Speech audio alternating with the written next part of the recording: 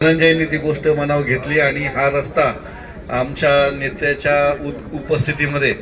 आता ही पण गंमत बघा, नेते राष्ट्रवादीचे, आम्ही भाजपचे, आणि हे सगळं समीकरण का तर हे सर्वपक्षीय आमदार आहे, हे कष्ट करणारे आमदार आहेत. आणि कष्ट करणारा कुठल्याही पक्षाचा आमदार असेल तर त्याला तुमची आमची सर्वांची साथ पण असते. आणि 24 तास झटणारे हे बाप्पू मामा आहेत.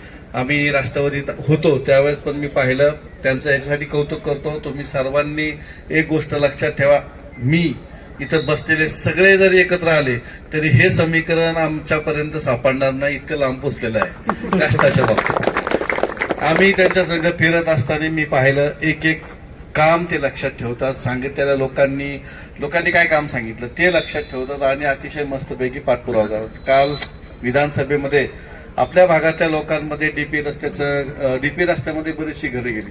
आता कोणत्या आमदाराला असं वाटेल की हा डीपी आपला एवढा सुंदर लोगावला होणार आहे, एवढे मोठे मोठे रस्ते होणार आहे, पण बाप्पू मामांनी तो आवाज उठवला तुमच्या सर्वांसाठी. आणि ते रस्ते अरुंद करा. बरेच लोक त्याच्यामध्ये गेले. आवश्यक असणारे रस्ते ठेवा, अनावश्यक असलेले डीपीचे रस्ते कमी करा, अशी मागणारी करणारे आमदार आपल्याकडे आहे आणि नागरिकांची मागणी करतात.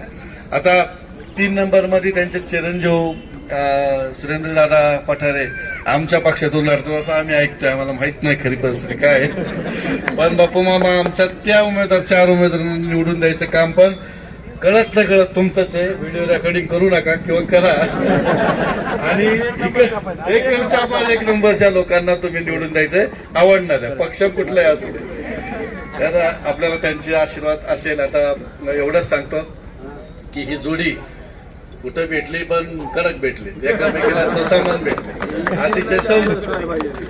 अतिशय दोघं काय म्हणतात त्याला, ह्या राजकारणाच्या साठीच बनलेली जोडी आहे.